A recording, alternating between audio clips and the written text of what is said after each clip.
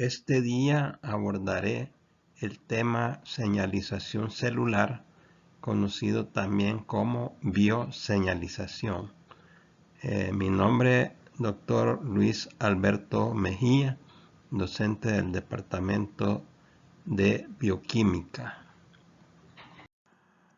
La bibliografía es su libro de texto, Leninger, Principios de Bioquímica, séptima edición, capítulo 12, páginas 437 a 456. Luego las páginas 460 a 467 y luego las páginas 470 a 474 para que puedan guiarse con la presentación de la. Entonces vamos a mencionar que la bioseñalización o señalización celular es la capacidad que poseen nuestras células para recibir y actuar de forma adecuada, apropiada en respuesta a señales que provienen de más allá de la membrana plasmática, lo cual de por sí es fundamental para la homeostasis orgánica, para mantener la salud, para la vida. Es decir, que en los organismos pluricelulares, en el ser humano, la información debe ser transmitida a otras células, por lo que se hacen necesarios distintos sistemas de comunicación o señalización celular para poder transmitir e interpretar dicha información para obtener las respuestas celulares correctas y así mantener la homeostasis orgánica. Los sistemas de señalización celular y de transducción de señal poseen 6 características fundamentales, así como estudiábamos en el tema enzimas, que tiene sus propiedades, así también los sistemas de señalización celular y de transducción de señales pues tienen sus características. En literal A tenemos la especificidad, ¿verdad? Que es similar o igual a la que presenta la enzima con su sustrato.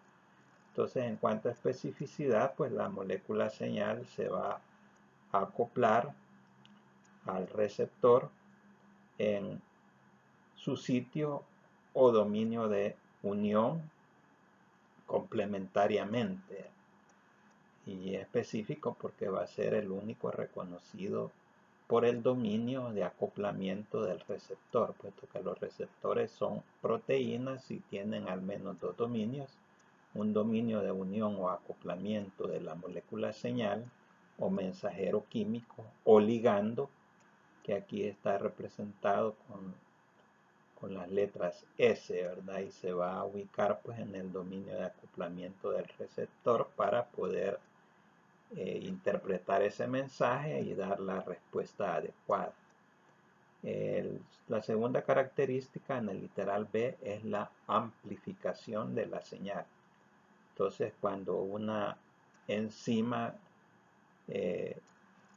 se activa porque la molécula señal se unió a su receptor y van a formar un complejo molécula señal receptor activado, van a activar una enzima 1.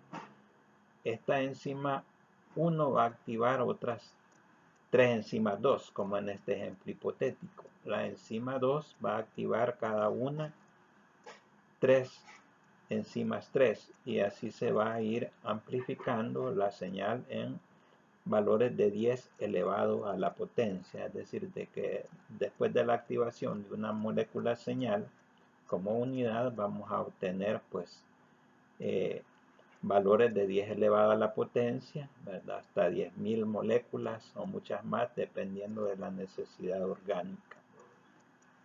En el literal C, la tercera característica, la modularidad, se refiere a que las proteínas con afinidades polivalentes forman diversos complejos de señalización a partir de módulos intercambiables que son regulables. Por ejemplo, la fosforilación proporciona puntos de interacción reversible. Hay proteínas que se activan por fosforilación para continuar la cascada de señalización celular, y otras proteínas pues pueden ser inactivadas por fosforilación.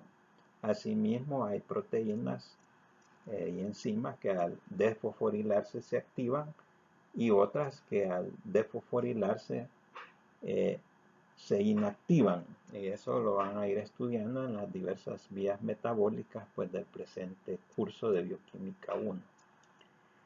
En el literal D tenemos la desensibilización o adaptación del sistema de señalización celular, es decir que la activación del receptor al unirse al ligando molécula señal o primer mensajero químico de la señalización celular pone en marcha un circuito de retroalimentación que va a desconectar el receptor o lo va a eliminar de la superficie celular. Esta es una forma de regulación porque no puede estar el sistema activado continuamente. Va a estar activado hasta que se obtenga la respuesta necesaria a nivel celular, y luego van a ver se va a dar la desensibilización o adaptación. Inclusive la presencia continua de la molécula señal pues va a hacer que se desensibilice o que se adapte el sistema de señalización celular para que detenga su acción cuando ya se ha logrado la respuesta requerida. En el literal E tenemos la característica integración. Esto es necesario pues cuando una señal única no va a lograr dar la respuesta celular que se necesita, pues puede intervenir una segunda molécula señal, uniéndose cada una, la señal 1 a su receptor 1, la señal 2 a su receptor 2, y van a hacer sinergia, ¿verdad? Van a sumar esfuerzos para dar el efecto neto o respuesta apropiada que se requiere, siempre para mantener pues el equilibrio. Y en la característica F, la respuesta localizada. Cuando el enzima que destruye un mensaje intracelular se encuentra agrupado con el productor del mensaje, el mensaje se va a degradar antes de que pueda difundir a puntos distantes, de modo que la respuesta es local y es breve. O sea, hay una localización de la respuesta a donde corresponde, ¿verdad? No puede pasar a otros puntos más allá de donde se necesita esa respuesta. Entonces, estas son 6 características fundamentales de los sistemas de señalización celular y de transducción.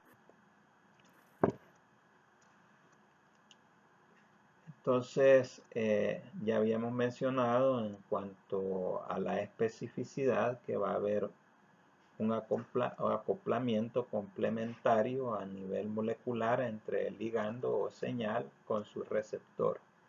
En cuanto a la amplificación, ya dijimos que al unirse la molécula señal a su receptor va a activar una primera enzima, y esta va a ir activando un número mayor de enzimas en cada paso para ir pues amplificando la señal en valores de 10 elevado a la potencia. 10 al cuadrado, 100, 10 al cubo 1000, así hasta obtener 10.000, 100.000 moléculas efectoras que van a dar la respuesta celular necesaria.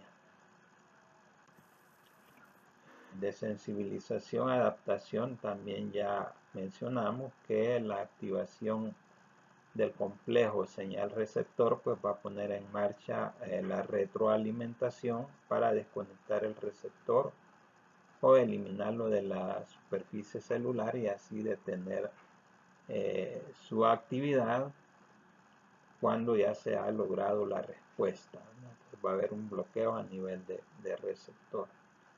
Y la integración, pues en cuanto a que dos o más señales pues va a interactuar cada uno con su receptor para hacer un efecto sinérgico sumatorio para lograr la respuesta completa, el efecto neto como respuesta que se requiere a nivel celular.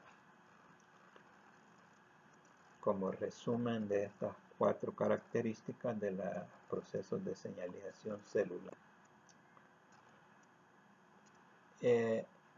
Tenemos así pues que existen múltiples señales a las que las células van a responder, ¿verdad?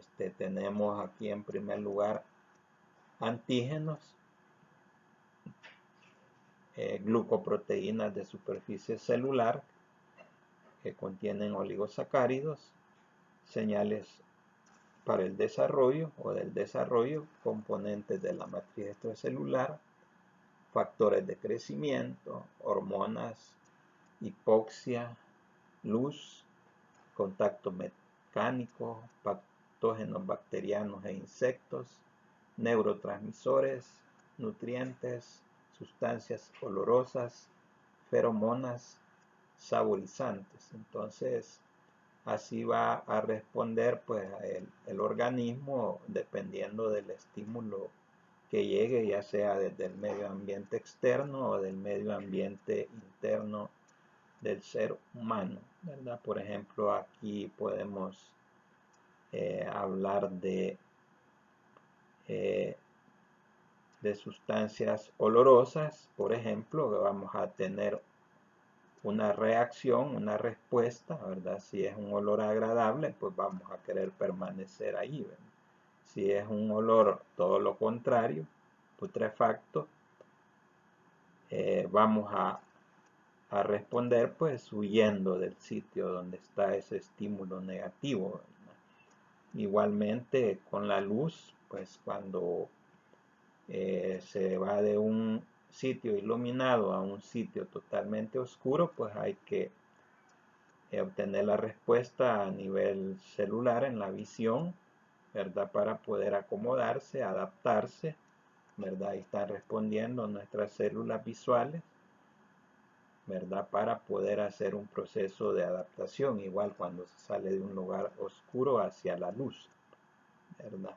Entonces, contactos mecánicos también. Si alguien está cocinando, una señorita está cocinando y de repente topa la mano en la hornilla caliente, pues inmediatamente va a retirar la mano, ¿verdad? O sea que hay respuestas para cada una de estas señales, pues que pueden llegar al cuerpo humano.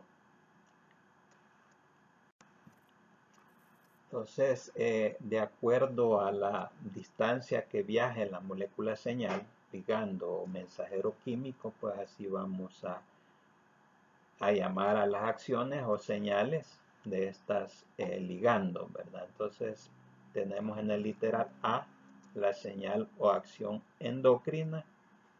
El sistema endocrino está conformado por glándulas. Las glándulas van a producir y secretar hormonas que pueden ser transportadas por los vasos sanguíneos, por la sangre, hacia células objetivo que están distantes, ¿verdad? Entonces, por ejemplo, la insulina se produce en el páncreas, va a ser liberada hacia la sangre que la va a transportar hacia sitios de acción, como son a los hepatocitos, a los miocitos, o sea, al tejido hepático y al muscular, por ejemplo. Entonces aquí la señal pues está viajando una distancia considerable porque sus células objetivo, dianas o blancos, se encuentran distantes. En cambio, en el literal B, la señal o acción paracrina, tenemos la célula secretora de la molécula señal ante la recepción de un estímulo. Va a liberar su molécula señal, las cuales van a ir a unirse a receptores en células vecinas o adyacentes, que son sus objetivos blancos o dianas, y por eso se le llama señal o acción paracrina, porque va a actuar en células adyacentes o vecinas. Y en el literal C, la señal o acción autocrina en la cual la misma célula que recibe el estímulo pues, va a producir y secretar la molécula señal, y ella misma tiene receptores donde se van a ir a unir las moléculas señales para generar la cascada de señalización y transducción de señal que va a dar la respuesta apropiada para mantener siempre la homeostasis.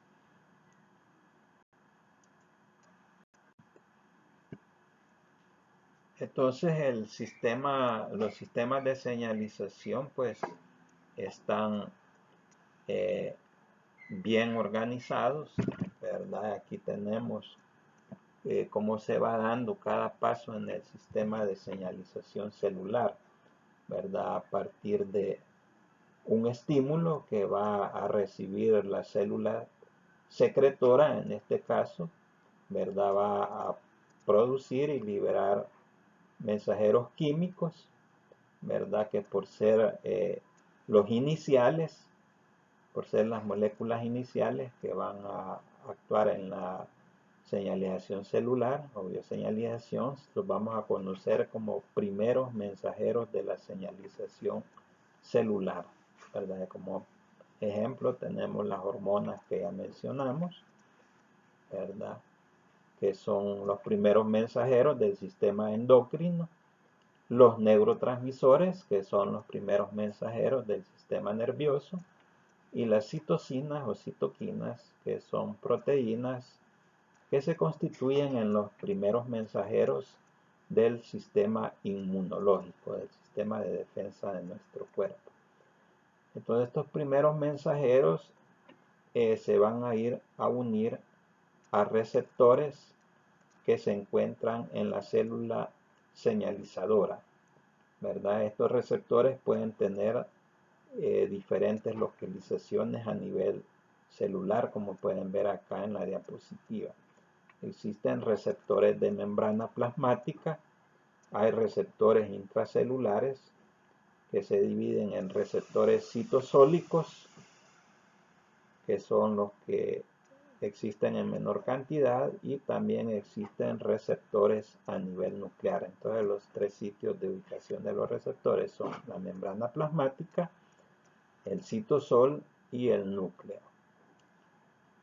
Entonces el receptor, al unirse con su molécula señal o ligando, por ejemplo acá en el receptor de la membrana plasmática se une el ligando a su receptor, va a formar un complejo ligando receptor activado, y se va a interpretar ese estímulo generalmente como un cambio químico al interior celular, ¿verdad? Y al producirse esta molécula química a nivel intracelular, lo vamos a conocer como segundo mensajero de la señalización celular, ¿verdad? Que se está sintetizando a nivel intracelular, lo vamos a conocer como segundo mensajero de la señalización celular. Y tenemos como ejemplo que vamos a estudiar en esta clase el AMP cíclico, el GMP cíclico. Son dos buenos ejemplos. Entonces, luego de la transducción de señal, pues se van a seguir activando proteínas o enzimas que participan en la cascada de señalización celular hasta lograr la respuesta que requiere la célula, el organismo, para mantener el equilibrio, es decir, la homeostasis orgánica. Entonces así está resumida pues la organización de los sistemas de señalización celular. Posteriormente veremos ejemplos ya de cascadas de señalización celular para determinado mensajero químico, por ejemplo para la hormona insulina. Entonces, como hablamos de primeros mensajeros de la señalización celular, tenemos que conocer cuál es su naturaleza química, de dónde derivan estos primeros mensajeros de la señalización celular. Entonces pueden ser de naturaleza química proteica, Ejemplos: la hormona del crecimiento, la insulina, el glucagón. Pueden tener naturaleza química como neuropéptidos, como la hormona antidiurética y la oxitocina. Pueden ser derivados de aminoácidos. Por ejemplo, del aminoácido tirosina derivan las hormonas tiroideas, que son la T3 o triodotironina, que es la forma más activa de las hormonas tiroideas, y tenemos la T4 o tetraiodotironina, que derivan del aminoácido tirosina. Ya se van a sintetizar estas hormonas tiroideas a partir del aminoácido tirosina. Asimismo, las hormonas conocidas como catecolaminas son sintetizados a partir del aminoácido tirosina. Y tenemos como ejemplo la adrenalina, la noradrenalina, la dopamina. Derivados ya de compuestos lipídicos como el ácidos grasos, como el ácido araquidónico. De este derivan, o a partir del ácido araquidónico se sintetizan las prostaglandinas, los tromboxanos, leucotrienos y lipoxinas. Luego tenemos derivados del colesterol, otro compuesto de naturaleza lipídica, en el literal A, las hormonas sexuales, como los estrógenos. Ejemplo de estrógenos: el estriol, la testosterona como hormona masculina, los estrógenos como hormonas femeninas principalmente. Literal B, los glucocorticoides, ejemplo prototipo, la hormona cortisol. Literal C, los mineralocorticoides, ejemplo la hormona aldosterona. Y también gases disueltos pueden actuar como primeros mensajeros, en este caso el óxido nítrico, que se sintetiza a partir del aminoácido arginina, el precursor para la síntesis de óxido nítrico, perdón. El precursor para la síntesis de óxido nítrico es el aminoácido arginina. Va a participar en su síntesis una enzima óxido nítrico sintasa dependiente de calcio, como veremos más adelante. También vamos a establecer cuál es la naturaleza química de los segundos mensajeros de la señalización celular. Entonces tenemos segundos mensajeros derivados de nucleótidos. Dentro de estos tenemos el AMP cíclico, derivado del nucleótido ATP, adenosina trifosfato, el GMP cíclico como segundo mensajero, derivado del nucleótido GTP.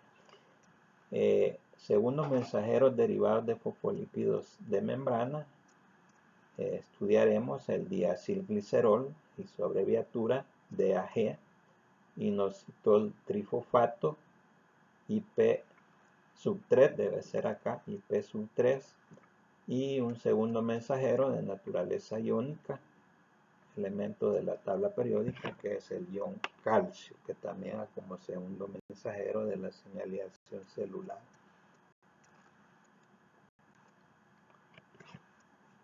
Entonces, hablando de receptores, que ya mencionamos que son proteínas, en muchos casos son glucoproteínas, tenemos de diferentes tipos, como podemos ver acá. Numeral 1, receptores acoplados a proteína G, hormonas que actúan uniéndose a este tipo de receptores. Tenemos como ejemplos la adrenalina y el glucagón. 2, receptores tirosina quinasa, los prototipos de mensajeros químicos que se unen a este tipo de receptores son la insulina y los factores de crecimiento. Dentro de ellos, como ejemplo, factor de crecimiento epidérmico, factor de crecimiento derivado de plaquetas, se unen con receptores tirosina quinasa.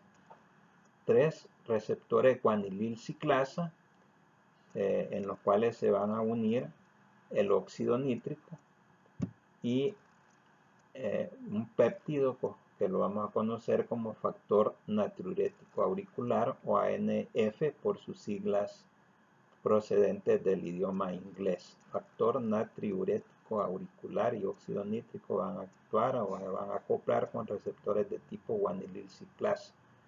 Número 4.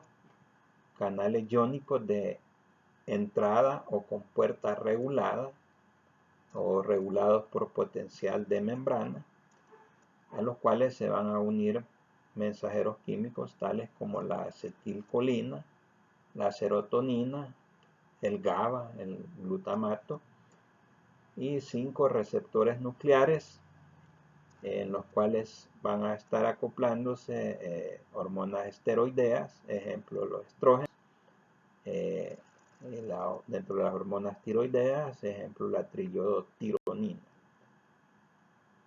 Entonces tenemos ubicación en diferentes niveles, pues a nivel celular y diferentes tipos de receptores. Entonces tenemos los principales tipos de receptores que en las ediciones de Lehninger pues aparecían inicialmente 6 tipos de receptores. Y tenemos acá pues un tipo de receptor, el tipo de receptor de adhesión a la derecha, a las cuales pues participan las integrinas, que prácticamente pues una molécula en la matriz extracelular y cambia de conformación, alterando de este modo su interacción con el citoesqueleto. Pero sobre este tipo de receptores pues no van a ser objeto de estudio en esta clase, ¿verdad? Solamente lo mencionado al momento. Y vamos a hacer énfasis en los otros 5 tipos de receptores. Receptores acoplados a proteína G, receptores tirosina quinasa, receptores guanilil ciclasa, canales iónicos de compuerta o entrada regulada y receptores nucleares. Entonces, iniciando con receptores acoplados a proteína G, tenemos que la unión de un ligando, molécula señal representado por la letra S mayúscula, externo al receptor representado por R mayúscula, va a activar una proteína de unión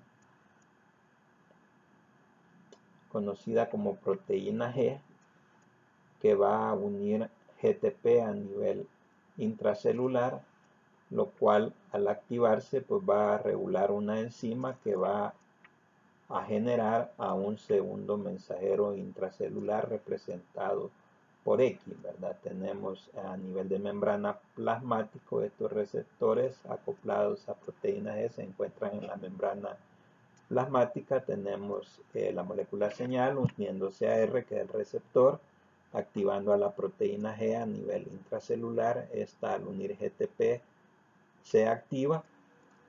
Al activarse va a activar una enzima X que va a dar origen a un segundo mensajero de la señalización celular para continuar la cascada de señalización celular hasta dar la respuesta requerida. El segundo es la presencia de receptor tirosina quinasa, también a nivel membranal. Como ustedes pueden ver, la mayoría de receptores se encuentran a nivel de la membrana plasmática.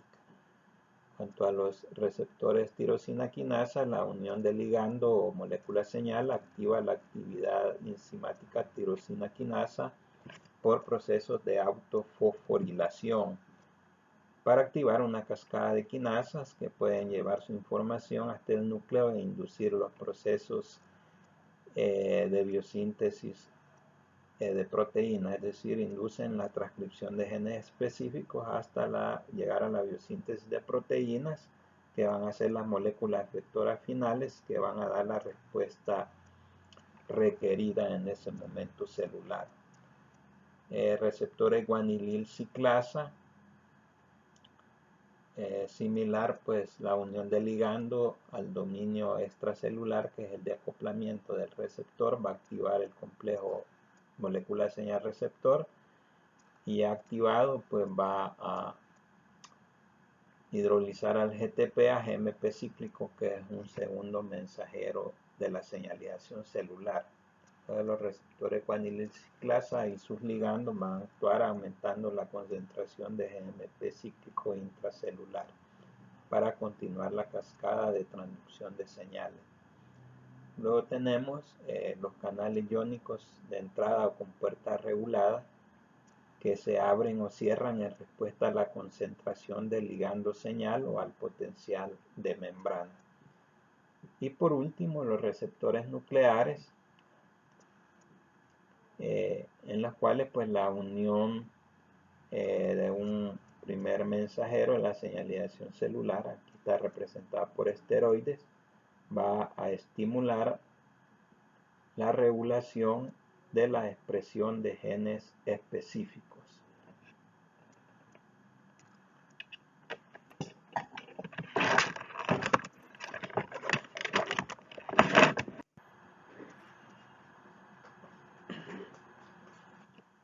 Bien, vamos a ir detallando algunos aspectos importantes en cada uno de los tipos de receptores. Empezando numeral 1, receptores acoplados a proteína G, GPCR, de las siglas en inglés. Estos actúan a través de un miembro de la familia de proteínas de unión a nucleótido de guanosina o proteínas G, es un nombre abreviado. Poseen tres componentes esenciales. Un receptor de membrana plasmática con 7 segmentos helicoidales, por lo que también se conocen como receptores heptahelicoidales o receptores serpentina.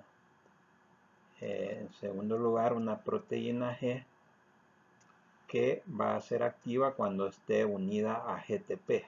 En cambio, cuando esté unida a GDP, va a ser inactiva.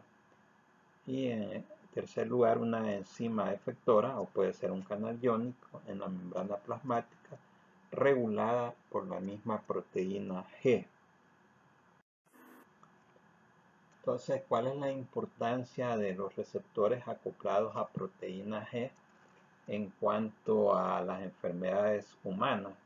Pues se han descrito alteraciones de este tipo de receptores que dan origen a enfermedades tales como de tipo alergias, depresión, ceguera, diabetes, defectos cardiovasculares, y también se han asociado mutaciones de los receptores acoplados a proteína G en 20% de los cánceres.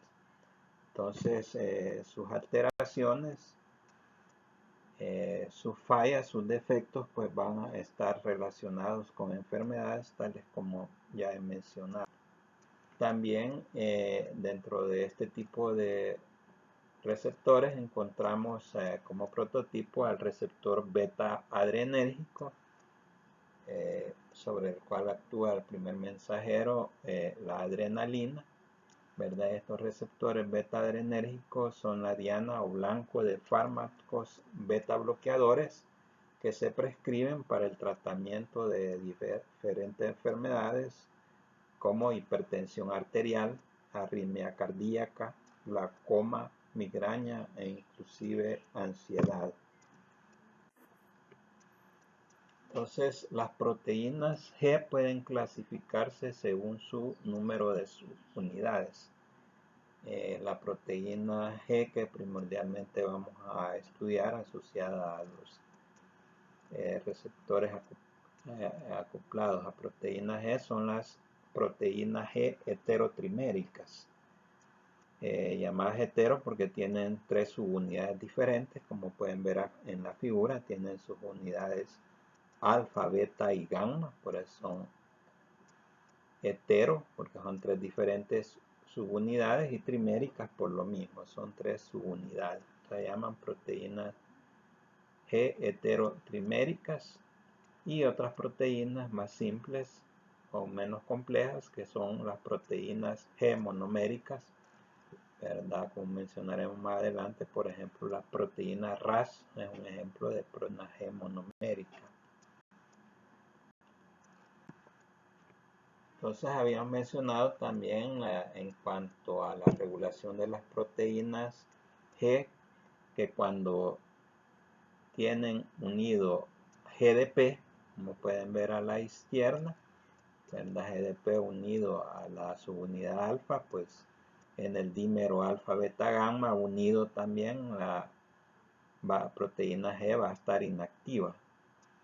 En cambio, cuando se da el intercambio de GDP por GTP y GTP se une a las subunidades alfa de la proteína G, GS alfa, proteína G estimuladora alfa, la S es de estimuladora, de un estímulo positivo, significa que está unida a GTP, la proteína G se vuelve activa. Entonces puede continuar activando otras proteínas o enzimas diana de las cascadas de señalización celular. También la subunidad alfa de la proteína G tiene actividad GTPasa intrínseca. Esto significa que cuando ya se ha logrado la respuesta deseada, la actividad GTPasa propia de la subunidad alfa de la proteína G va a transformar el GTP a GDP. Entonces, cuando ya se une GDP a la subunidad alfa y se vuelve a formar el trímero, porque vuelve a unir la subunidad alfa con el dímero beta gamma, ya unidas las tres subunidades, la proteína, formando la proteína G unido a GDP, pues vuelve a inactivarse. Entonces aquí tenemos pues la figura de los receptores acoplados a proteína G, llamados serpentina, porque ven ustedes que tiene una forma pues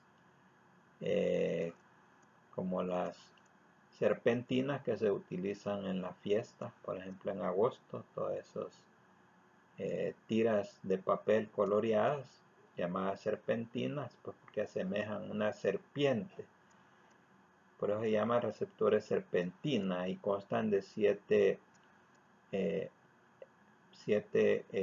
subunidades helicoidales y por eso se le llama también heptahélice, ¿verdad? Y pueden ver del número 1 al 7 en la coloración verde indicando las 7 subunidades, ¿verdad? Que van desde el lado extracelular, atraviesan la membrana plasmática y llegan a nivel intracelular, a nivel del lado citoplásmico.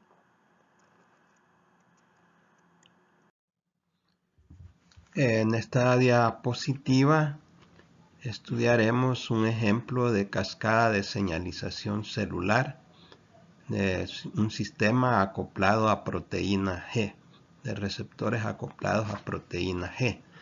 En primer lugar, número 1, la adrenalina, que es el primer mensajero de la señalización celular, se une a su receptor específico, que es el receptor beta adrenérgico, que es transmembranal. Tiene una parte citosólica, una parte membranal y llega al interior celular. El número 2, el complejo hormonal receptor, que es un complejo activado por su unión, provoca el cambio del GDP que está unido a GS alfa por GTP. De esta forma se activa GS alfa, numeral 3.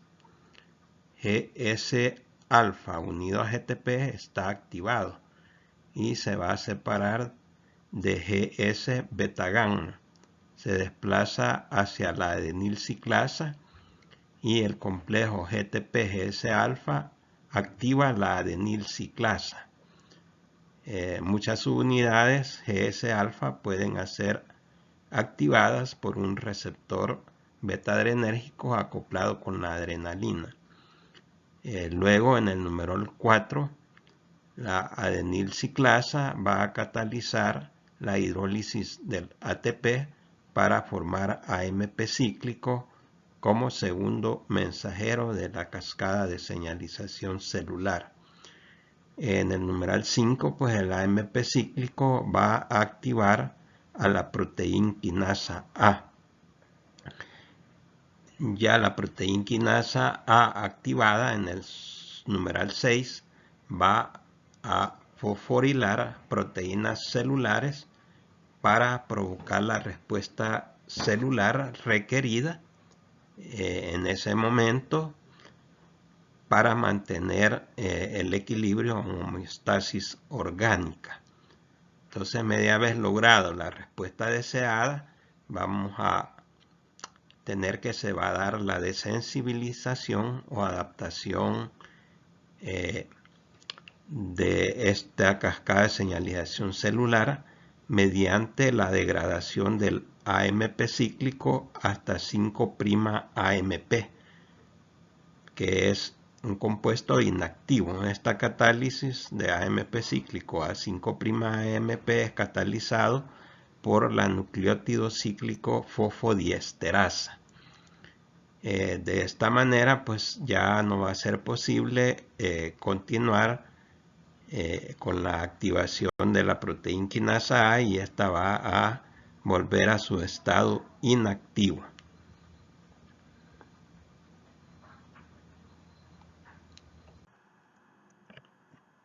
Entonces, la proteína quinasa dependiente de AMP cíclico, abreviado pKa, vimos que tiene una forma inactiva cuando sus 4 subunidades, aunque es una proteína tetramérica, están unidas, es decir, las 2 subunidades reguladoras están unidas con las 2 subunidades catalíticas. Entonces la proteína quinasa A es inactiva.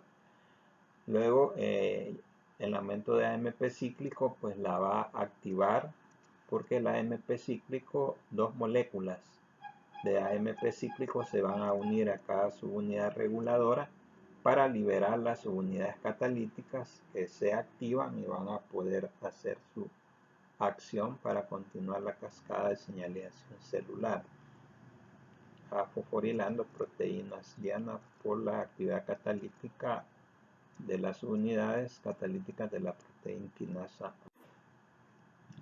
Bien, acá esto es lo mismo, es otra diapositiva, esta aparece en Menninger, es similar a anterior, las 2 moléculas de AMP cíclico fijándose en cada subunidad reguladora de la proteína quinasa A para liberar las subunidades catalíticas que se encuentran en azul, que activadas pues van a activar a otras proteínas diana en esta cascada de señalización celular hasta obtener la respuesta final requerida a nivel celular.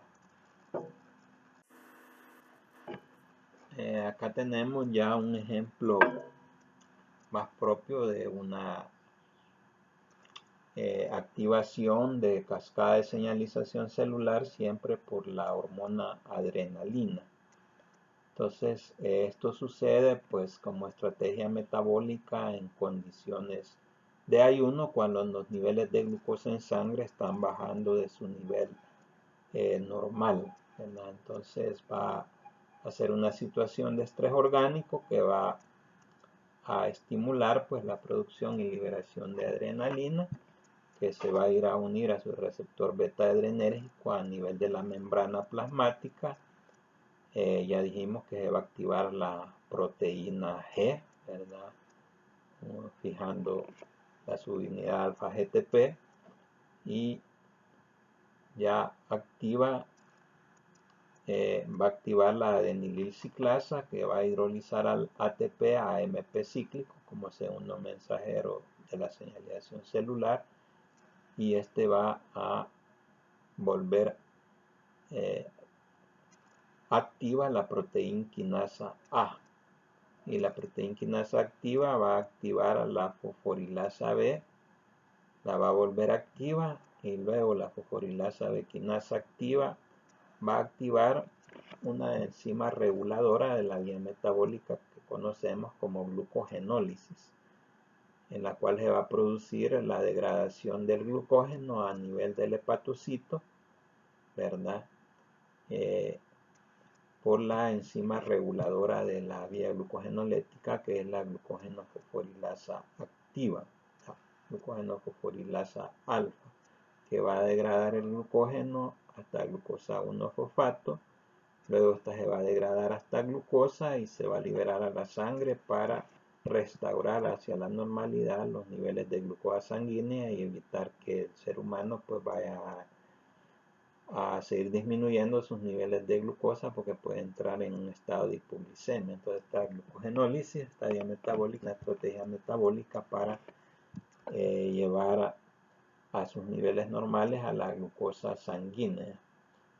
Otro aspecto que podemos ver es la amplificación de la señal, ¿verdad? Que al final pues de una molécula de adrenalina pues al final se obtienen 10.000 moléculas, ¿verdad? Un ejemplo hipotético de amplificación de la cascada de señalización celular. Bien, la adrenalina pues tiene diferentes tipos de receptores, como aparece en esta diapositiva, receptores beta adrenérgicos, beta 1, beta 2, beta 3. Acá actuando sobre los beta 1 pues va a activar la proteína G estimuladora que activa la adenililciclasa para obtener el segundo mensajero, que es el AMP cíclico. Actuando la adrenalina sobre receptores alfa 2 adrenérgicos, va a activar una proteína G, en este caso de tipo inhibitorio. Por lo tanto, va a inactivar a la adenililciclasa. Entonces, en este caso no se va a producir AMP cíclico. En este caso llega un estímulo de tipo inhibitorio, ¿verdad? Para detener esa cascada de señalización celular, porque así lo requiere la célula. Y la adrenalina, actuando sobre receptores alfa 1 adrenérgicos, va a activar otra proteína G, que es la proteína GQ, ¿verdad? Con un estímulo positivo que va a activar la enzima conocida como fosfolipasa C, abreviada como PLC, y la fosfolipasa C a nivel de membrana va a hidrolizar a un fosfolípido, en este caso el fosfatidil inositol bifosfato, PIP2, para obtener otros dos segundos mensajeros de la señalización celular, que son el diacilglicerol o DAG y el inositol trifosfato, abreviado como IP3. Entonces tenemos acá la obtención pues de los segundos mensajeros cuando es un estímulo positivo.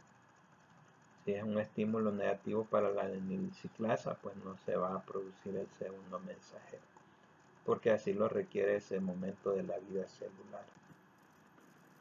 Tenemos múltiples señales que utilizan AMP cíclico como segundo mensajero. Hemos hecho énfasis en la adrenalina, que aquí aparece con el nombre sinónimo que tiene, que es la epinefrina, que actúa sobre receptores beta adrenérgicos. Tenemos también el glucagón, ¿verdad? La hormona ACTH o adrenocorticotrópica, la dopamina, la histamina. Bien, tenemos pues muchos primeros mensajeros químicos de la señalización celular pues que actúan a través del incremento intracelular del segundo mensajero AMP cíclico. Ahí pueden ustedes revisar toda esta lista.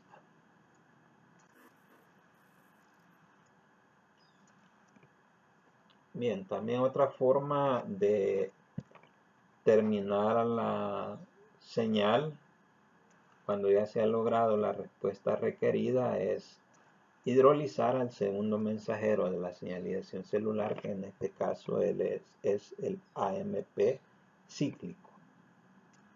Su nombre completo 3'5' AMP cíclico o 3'5' adenosina monofosfato cíclico, el cual por encima del tipo fosfodiesterasa, específicamente fosfodiesterasa de AMP cíclico o AMP cíclico fosfodiesterasa, va a ser degradado hasta 5' AMP, que es inactivo. Este 5' AMP pues no puede actuar en la cascada de señalización celular porque es un compuesto inactivo, y esta es otra forma de determinación de la cascada de señalización celular, en este caso a nivel de la degradación del AMP cíclico a 5'A. En caso de necesitar mantener elevado el AMP cíclico a nivel intracelular, puede se dispone de compuestos químicos como la cafeína, la tiofilina, que lo que hacen es inhibir a la fosfodiesterasa de AMP cíclico. Entonces, al inhibir a la AMP cíclico fosfodiesterasa, pues se va a continuar aumentando el AMP cíclico, en caso de que se requiera mantenerse elevado para obtener la respuesta que se requiere a nivel celular. Esta es otra forma de regular la cascada de señalización celular.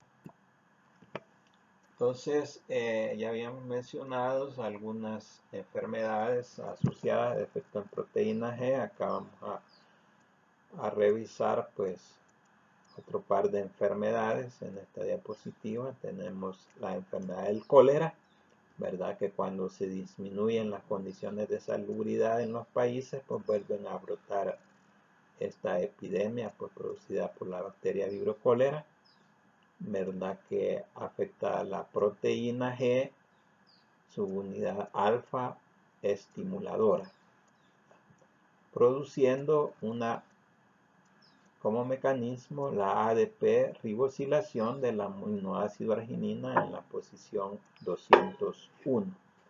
Entonces queda activado el proceso de señalización celular y, como veremos al final, pues esto produce una diarrea profusa sumamente grave que va a causar un choque hipovolémico y desequilibrio hidroelectrolítico que puede llevar a la muerte del paciente en pocas horas en caso de no recibir el tratamiento apropiado. Exposición de líquidos y electrolitos más antibióticos. Otra enfermedad descrita, adenomas de hipófisis o adenomas de tiroides, que son pues afectaciones glandulares en estas dos glándulas, ¿verdad? Hipófisis o tiroides. Aquí también la afectada es la proteína G, su unidad alfa estimuladora, con un defecto genético por mutación puntual en la arginina o en la glutamina que inhiben la hidrólisis de GTP. Ahí tenemos otras dos enfermedades por mutaciones puntuales, ¿verdad? Las mutaciones puntuales las estudiaremos esos temas pues en la bioquímica 2, el próximo ciclo. Además del AMP cíclico y el GMP cíclico, también actúan como segundos mensajeros de la señalización celular el diacilglicerol, que se abrevia como DAG, el inositol trifosfato, que se abrevia como IP3, y el calcio.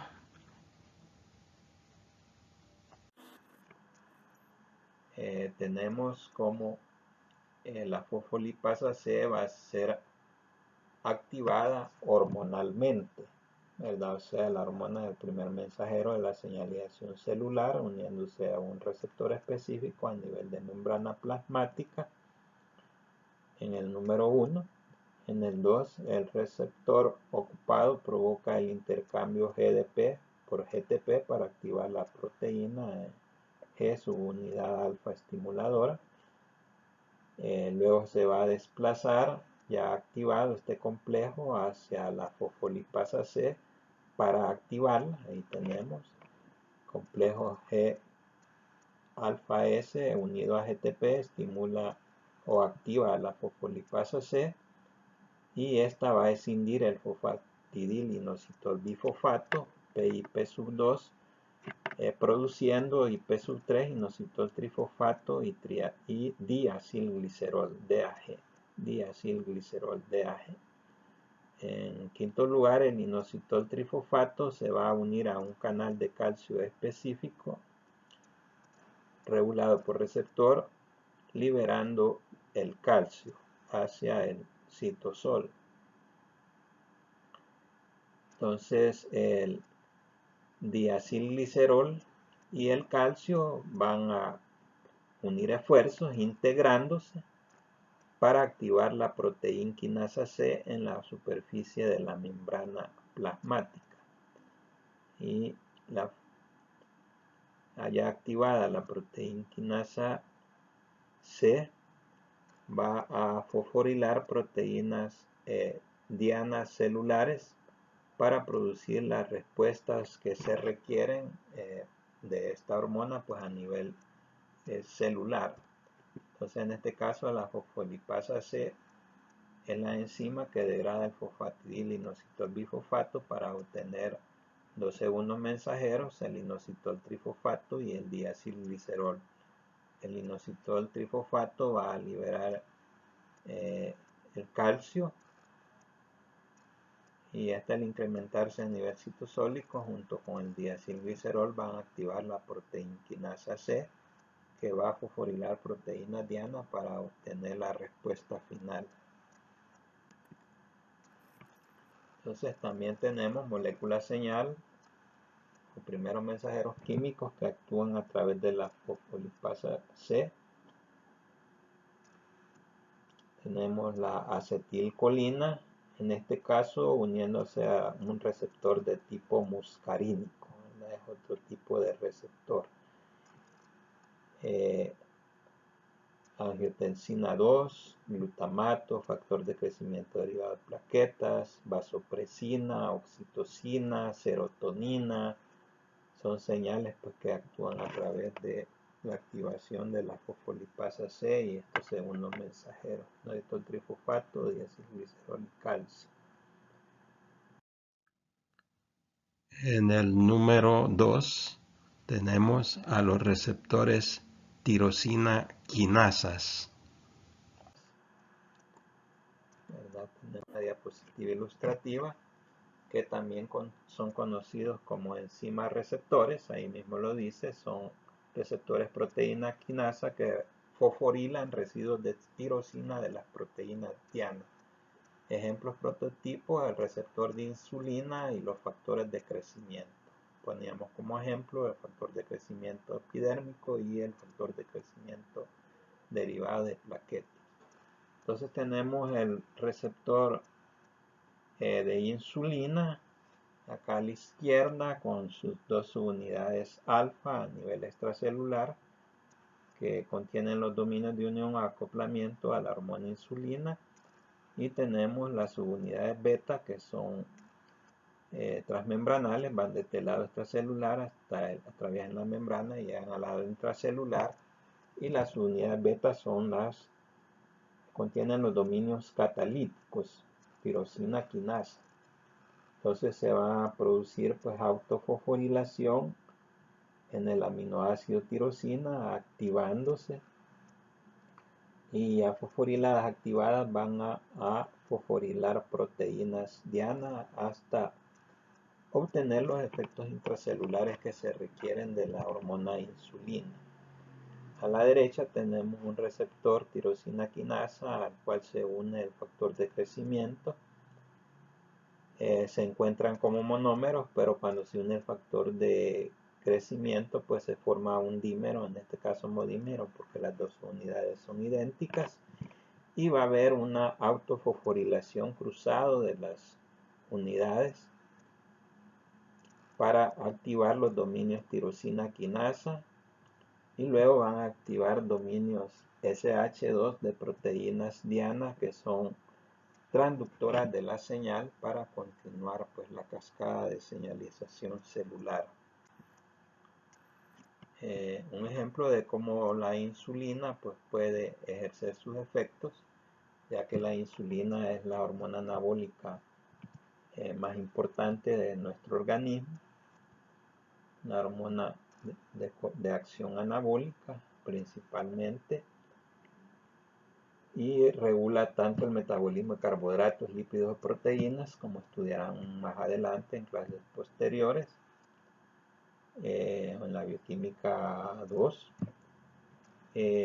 y también pues induce la transcripción de genes específicos a nivel nuclear a través de cascadas de señalización celular, que es lo que vemos en esta diapositiva. En el numeral 1, el receptor de insulina se acopla a la insulina, experimentando la autofosforilación en residuos tiroxina carboxilo terminales. Numeral 2, el receptor de insulina fosforila el sustrato receptor de insulina 1 en sus residuos tirosina. Luego el dominio SH2 de la proteína GRB2, que no tiene actividad enzimática intrínseca, pero que se encarga de asociar el sustrato receptor de insulina 1 con la proteína SOS, ¿verdad? GRB2 se une a la fosfotirosina de IRC1, luego SOS se une también a GRB2, ya activada se une a RAS, ¿verdad? Provocando la liberación de GDP y uniendo GTP a RAS, que es una proteína G monomérica, unida a GTP pues se vuelve activa. Y RAS activado se va a unir y a activar RAF1, que es una de las 3 enzimas que actúan a continuación, que son proteína quinasas. RAF1 activado va a fosforilar a MEC, que es la segunda enzima proteína quinasa, en 2 residuos serina activándolo.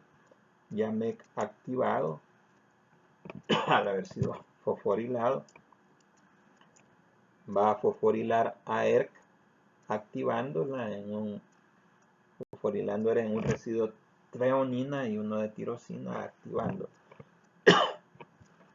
En el numeral 6 pues ERC se desplaza hacia el interior del núcleo y va a fosforilar factores de transcripción nucleares tales como ELK1, que aparece ya como proteína diana al interior del núcleo. Entonces el 1 fosforilado pues está activo y se va a unir a SRF para estimular la transcripción y traducción de un conjunto de genes específicos necesarios para la división celular. En este caso vemos una cascada de señalización celular cuyo mensajero químico llega del exterior celular y se une a su receptor enzima o tirosina quinasa en membrana plasmática hasta llevar hasta el núcleo a través de la cascada de señalización celular, la inducción de los procesos genéticos necesarios para la división celular. En tercer lugar tenemos los receptores guanilil ciclasa, GMP cíclico como segundo mensajero de la señalización celular y la proteína quinasa G o proteína quinasa dependiente de GMP cíclico. Entonces van a actuar mensajeros químicos que actúan la guanilil ciclasa y esta va a degradar el GTP para obtener GMP cíclico aumentando su concentración a nivel intracelular. Entonces dentro de los mensajeros químicos que aumentan el nivel de GMP cíclico tenemos en el numeral 1 el factor natriurético auricular ANF por sus siglas del inglés, el péptido guanilina que regula la secreción del ion cloruro a nivel intestinal y el óxido nítrico abreviado como NO mayúsculas. Entonces en primer lugar el factor natriurético auricular activa la guanilil ciclasa, la cual aumenta la concentración de GMP cíclico a nivel intracelular. El factor natriurético auricular, como su nombre pues lo indica, pues es producido a nivel de las aurículas cardíacas. Y al activar la guanilil ciclasa aumentar la concentración de GMP cíclico a nivel de riñón, provoca un aumento de la excreción renal de sodio y por consiguiente de agua. El sodio arrastra agua. Esto va a hacer que disminuya el volumen sanguíneo. En músculo liso vascular se va a producir vasodilatación, es decir, de relajación de los vasos sanguíneos. De esta manera, el factor natriurético auricular contribuye a disminuir la presión sanguínea, contribuye a regular la presión sanguínea disminuyéndola. El óxido nítrico mencionamos que es un gas, se produce por un óxido nítrico sin tasa dependiente de calcio, se sintetiza a partir del aminoácido arginina, que es precursor. También activa la guanilil ciclasa, aumentando la concentración del segundo mensajero GMP cíclico. El óxido nítrico induce la relajación del músculo cardíaco, pero su acción es breve. Entonces, en enfermedades como la angina de pecho, se utilizan fármacos nitrovasodilatadores en el tratamiento pues, de esta enfermedad, que se da pues, por contracción de las arterias coronarias, espasmos de la musculatura lisa de las arterias coronarias y produce un dolor intenso. Se diagnostica como angina de pecho. Estos nitrovasodilatadores que se utilizan para su tratamiento producen relajación de la musculatura que es duradera porque tarda varias horas en degradarse. Entonces son propios para el tratamiento de la angina de' También el GMP cíclico puede ser degradado a 5'-GMP por enzima fosfodiesterasa específico, en este caso fosfodiesterasa de GMP cíclico.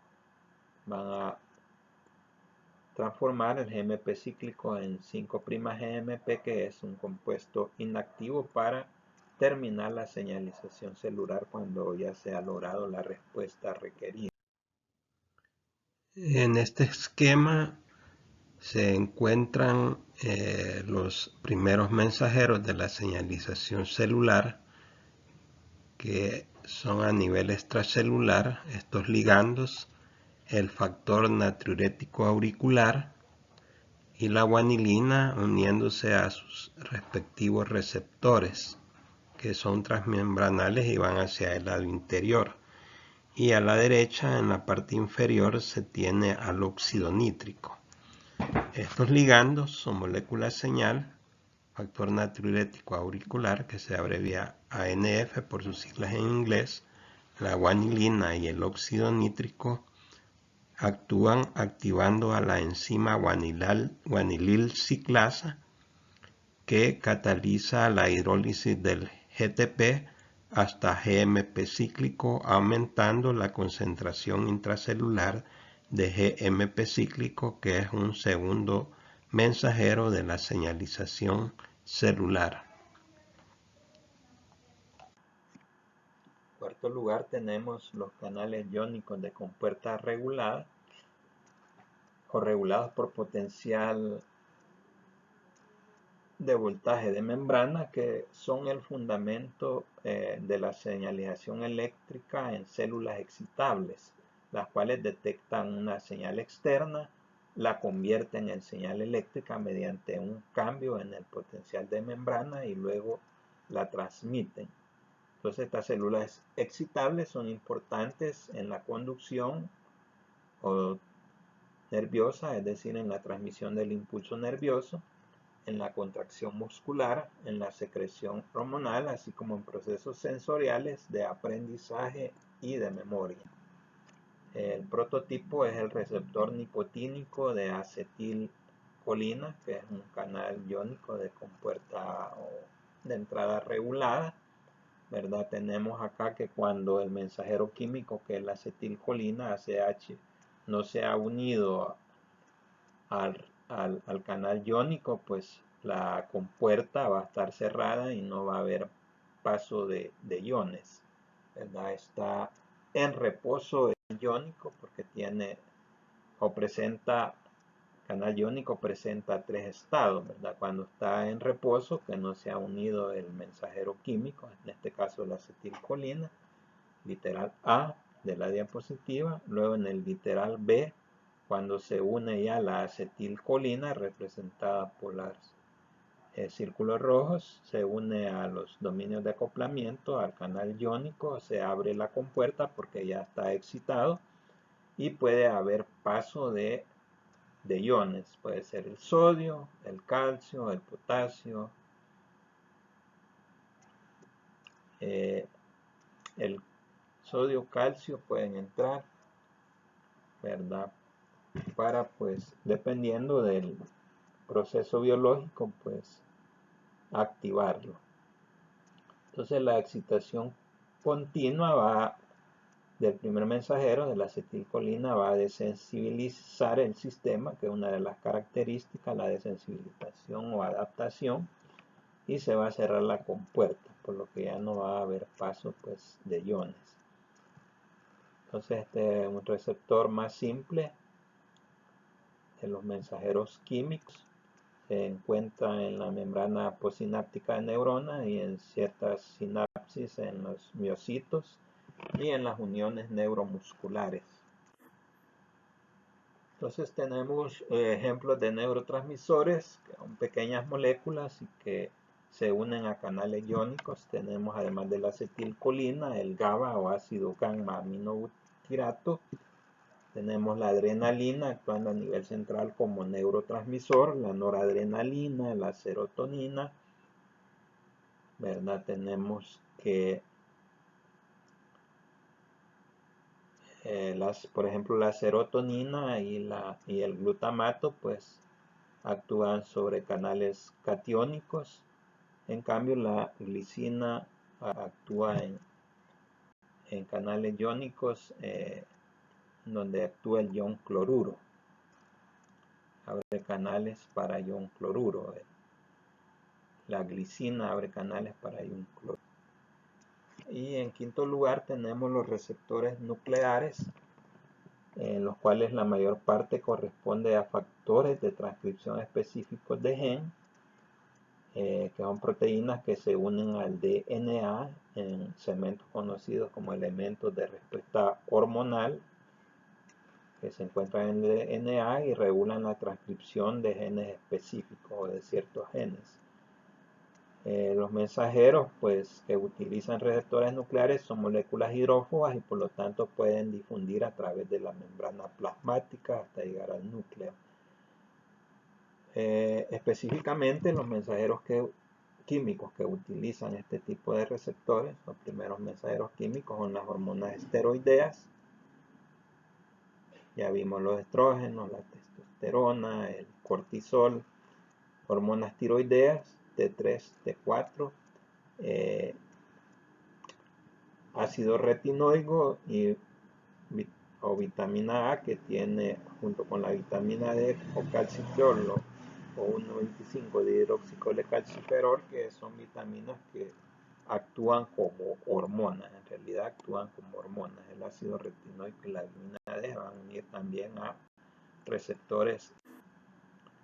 Acá tenemos los ejemplos de hormonas esteroideas, cortisol y aldosterona, hormonas tiroideas, la TT3, la vitamina D3 o la forma activa, calcitriol o 1,25 de hidroxicolecalciferol. Dentro de los retinoicos, el ácido retinoico actuando como hormona, uniéndose a receptores nucleares, que se va a unir a receptores nucleares, como ya mencioné anteriormente.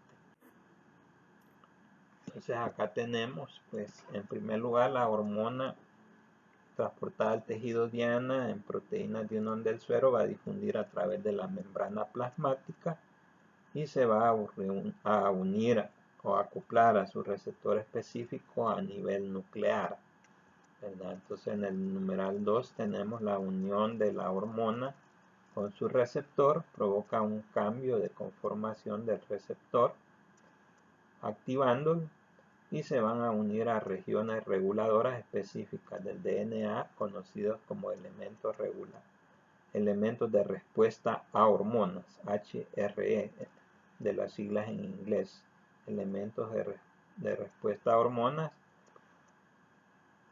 del DNA adyacente a genes específicos.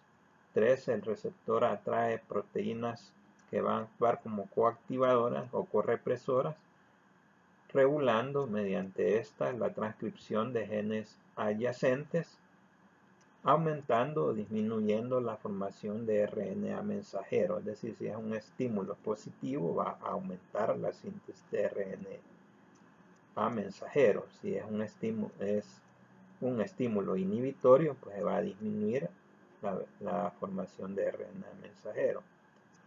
4. Niveles alterados de productos génicos regulados por la hormona van a producir una respuesta celular a la hormona. Es decir, que se van a aumentar los niveles del producto génico. Son pues nuevas proteínas que son las efectoras, o sea, las proteínas que van a dar la respuesta celular requerida en ese momento. Se va a modificar la función celular para dar la respuesta deseada y mantener la homeostasis orgánica.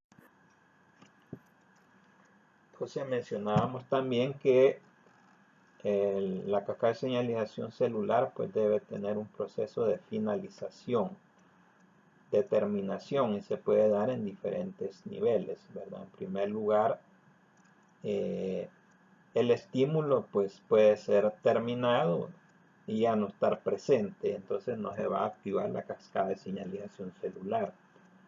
También puede, a nivel del primer mensajero de la señalización celular, puede ser degradado o puede difundir hacia el exterior y no estar presente y no acoplarse a su receptor. También se termina el proceso de señalización celular.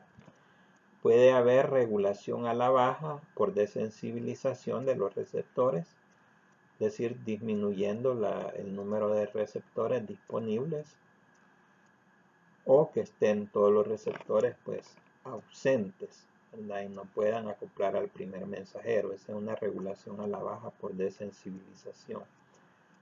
También las proteínas fosfatasas, que son enzimas que tienen como función la de fosforilación de enzimas y proteínas, pues puede ser una forma también de terminar la señalización celular. Estudiamos también GTPasas, que también degradan el GTP unido a la proteína G, y van a unir el GDP a la proteína G inactivándola. También puede haber enzimas fosfodiesterasas que van a degradar los segundos mensajeros, fosfodiesterasa de AMP cíclico, fosfodiesterasa de AMP cíclico que lo va a degradar a 5'-AMP, que es inactivo, y fosfodiesterasa de GMP cíclico, degradar a 5'-GMP, que es inactivo. Entonces así se va a terminar la señalización celular en diferentes niveles para asegurar cuando ya se logró la respuesta deseada. Entonces habíamos revisado algunas enfermedades, habíamos ya mencionado anteriormente. Acá tenemos enfermedades revisadas en el capítulo. Tenemos por ejemplo la miastenia grave, ¿verdad? Que es de origen ambiental, en los cuales los autoanticuerpos atacan al receptor de acetilcolina. Puede ser a nivel de la unión neuromuscular, produciendo una disfunción neuromuscular. Estos pacientes con miastenia grave van a tener problemas para respirar, para deglutir, por la afectación de su función neuromuscular, como bien dice acá. Entonces puede ser un problema grave para estos pacientes.